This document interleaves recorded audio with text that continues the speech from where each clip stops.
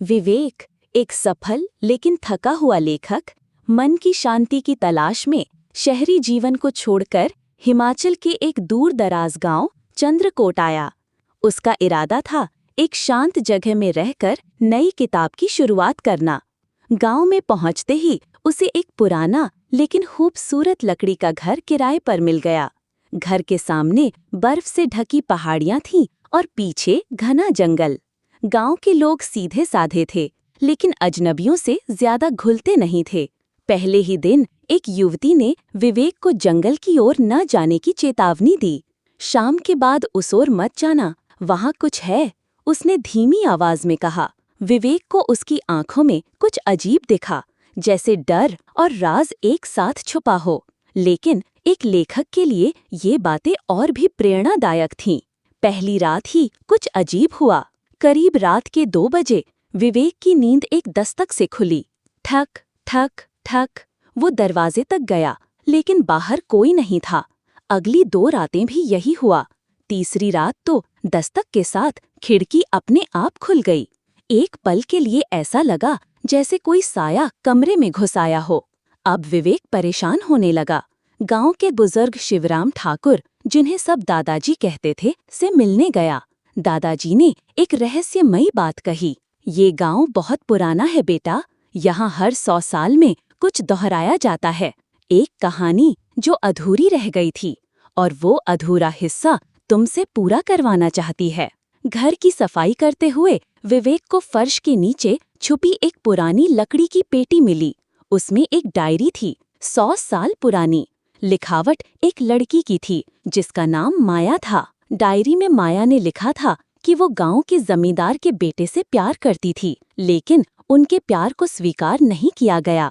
गांव वालों ने माया को डायन कहकर जंगल में जिंदा जला दिया। डायरी का आखिरी पन्ना खून से सना था और उस पर सिर्फ एक लाइन लिखी थी, मैं वापस आऊंगी और अपना अधूरा न्याय लूंगी। विवेक को नेहा की आंखों में कुछ जाना पहचाना लगने लगा था। एक दिन उसने डायरी की बात नेहा को बताई।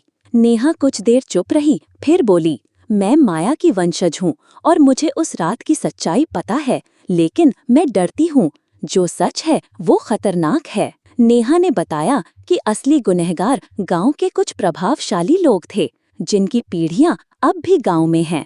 हर 100 साल बाद माया की आत्मा वापस आती है, लेकिन सिर्फ वही व्यक्ति उसका सच्चा न्याय ला सकता है जो खुद निर्दोष और सत्यनिष्ठ हो। पहली रात फिर दस्तक हुई। विवेक ने तय किया कि वो माया की कहानी दुनिया को बताएगा, लेकिन उसी रात फिर दस्तक हुई। वो जंगल की ओर खिंचता चला गया। वहाँ उसने एक पुराना चबूतरा देखा, वही जगह जहाँ माया को जलाया गया था। वहाँ अचानक सब तरफ कोहरा छा गया और एक महिला का धुंधला साया उभरा। तुम वही हो जो मेरा सच कह सकता है? विवेक कांपते हुए बोला। हाँ, लेकिन मुझे सबूत चाहिए। उस पल एक पेड़ के नीचे से कंकाल निकला, माया का, साथ में एक लॉकेट जिसमें जमींदार के बेटे की तस्वीर थी। अगले दिन गांव में एक सनसनी फैल गई। गांव के मुखिया, जिसकी दादी उसी जमींदार की बहन थी, मरे हुए पाए गए। पोस्टमार्टम रिपोर्ट में शरीर पर जलने के निशान थे, लेकिन आग नहीं लगी थी। इंस्पेक्टर करण राणा गांव आया। उसने विवेक से पूछताछ की, लेकिन विवेक ने सिर्फ डायरी दिखाई और वो जगह बताई जहां कंकाल मिला था। पुलिस को वहां सब मिला, इतिहास के सबूत, हत्या की कहानी और माया की सच्चाई। जब कंकाल का अंतिम संस्कार हुआ, उसी रात फिर दस्तक हुई, लेकिन इस बार बहुत शांत और धीमी। विवेक ने दरवाजा खोला और वहां सिर्फ एक गुलाब पड़ा था। उस गुलाब की खुशबू से कमरा भर गया और अचानक खिड़की से आती रोशनी में एक मुस्कुराता चेहरा दिखा, माया का। वो कह रही थी, अब मैं जा सकती हूँ, धन्यवाद।